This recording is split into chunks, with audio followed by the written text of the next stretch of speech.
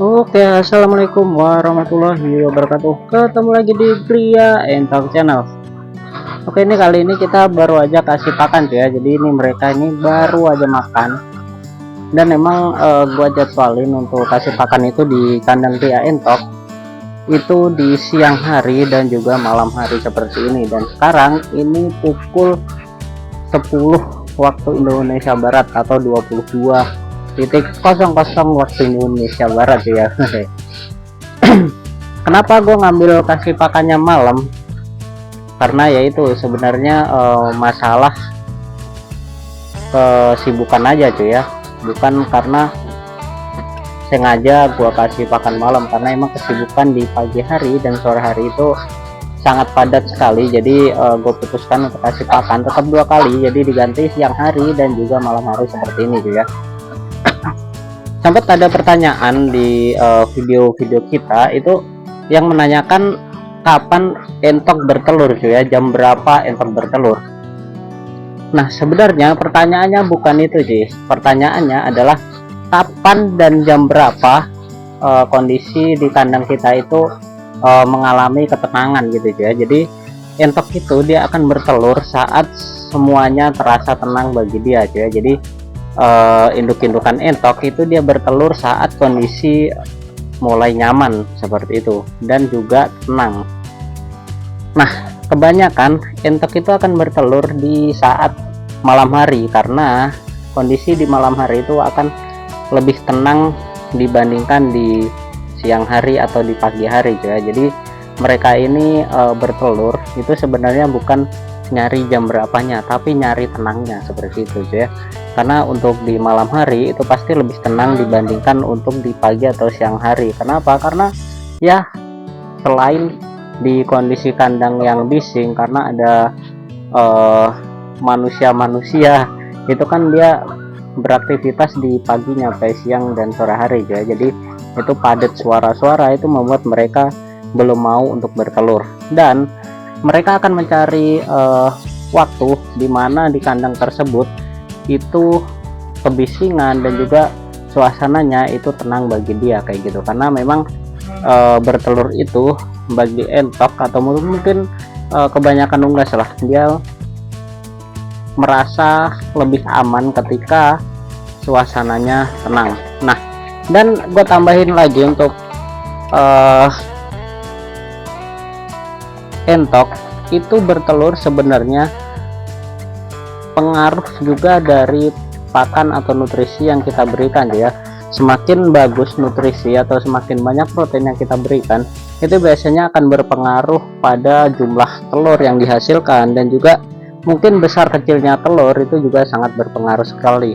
Dan besar kecilnya telur itu akan berpengaruh pada nanti mintinya ketika menetas. Nah seperti itu. Besar kecilnya telur itu dihasilkan dari nutrisi yang didapatkan sang indukan. Misal nih kan ada tuh telur yang kadang gede kadang kecil, itu sering sekali terjadi cuy ya.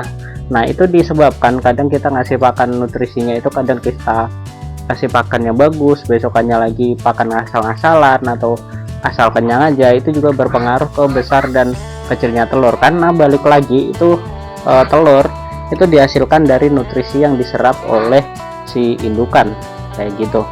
Nah pertanyaannya, bisa nggak sih entok itu bertelur pada pagi ataupun di siang hari? Jawabannya sangat bisa sekali kalau di kondisi kandang kalian itu jauh dari kebisingan, ataupun kandang kalian adalah kandang yang tenang dari suara-suara ataupun arus orang yang beraktivitas kayak gitu sih ya. Karena emang pernah di Gria Entok sendiri itu ada beberapa indukan yang bertelurnya itu di pagi hari. Nah kayak yang ini di depan kalian ini, gue perhatiin tadi dia bertelur pada siang hari tuh ya. Nah ini dia, kita lihat baru ada 1 telur. Nah ini dia baru bertelur tadi pagi aja, tadi siang ya. Gue bahkan ngelihat prosesnya saat bertelur, cuman mau ngevideoin tadi belum sempet ya. Jadi ini gua kasih contoh aja cuy ya.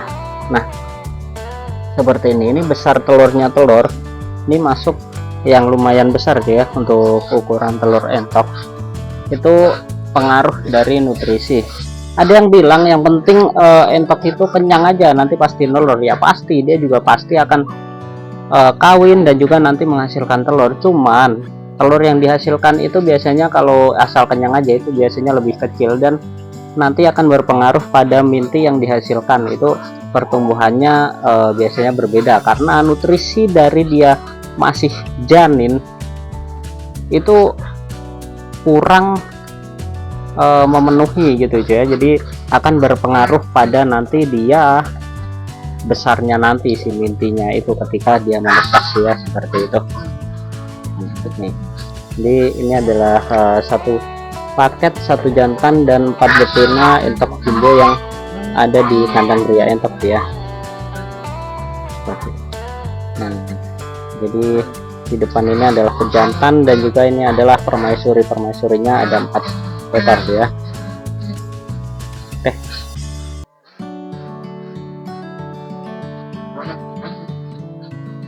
Oke, mungkin segitu dulu untuk video kita kali ini. Jika dirasa video-video dari Ria entok ini menarik atau bermanfaat, bisa tekan tombol subscribe dan bunyikan loncengnya agar kalau kita bikin video baru nggak ketinggalan ya.